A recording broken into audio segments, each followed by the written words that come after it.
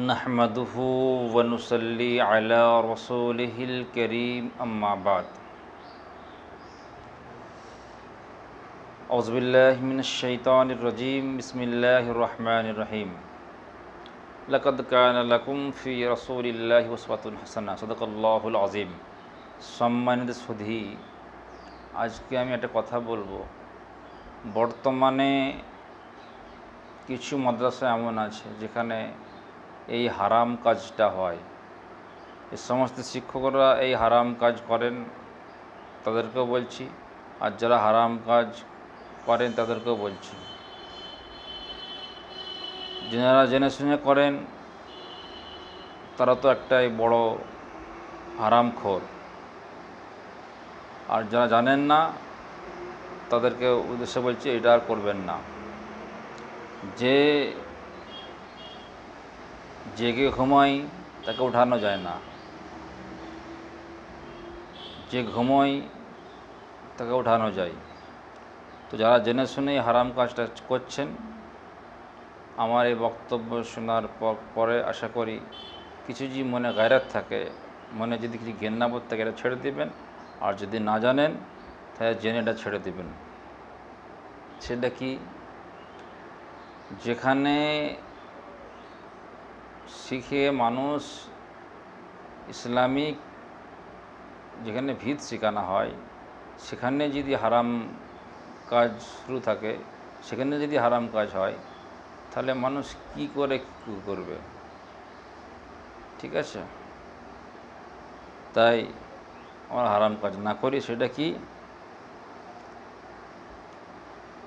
ওইসব চাঁদা করেন না, এটা মাদ্রাসায় যারা চাঁদা করে, অনেক মাদ্রাসার স্টাফ রাখা হয় চাঁদা করার জন্যে। কী করা হয় স্টাফকে? যদি স্টাফ মান্থলি বেতন থাকে তা কোনো সমস্যা নেই, আর যদি কমিশনে চাঁদা করায়, দুজনেই হারামখোর। মাদ্রাসাওয়ালা যদি করে সেও হারামখোর, আর যিনি করছে সেও হারামখোর। কেন? ইনি হারামে লিপ্ত, ইনিও হারামে লিপ্ত। কেন বলেন তো? গুনাহ করাও গুনাহ, আর গুনাহ সাহায্য করাও গুনাহ। তাহলে মাদ্রাসাওয়ালা করাচ্ছে সালা ও হারামি, মানে হারামখোর। হারাম কাজ করছে মানে হারামি, আর ইনি হারাম খাচ্ছে মানে হারামখোর। তাই বলছেন, चंदा या ज़कात उसूल करने के लिए कमीशन पर सफ़ीर मुकर्रर करना जायज़ नहीं। अगर मदरसे के चंदे करने के लिए तनख्वाह और तनख्वाहदार की वजह, अगर मदरसे के चंदा करने के लिए तनख्वाहदार मुलाजिम है तो उसकी अच्छी कारकर्दगी की वजह से तनख्वाह के अलावा बतौर इनाम फ़ीसद कमीशन गैर জাকাত से देना जायज़ है। যদি উনি ভালো কাজ করে ইনাম তো দিয়ে চলবে, সেটা আলাদা বিষয়।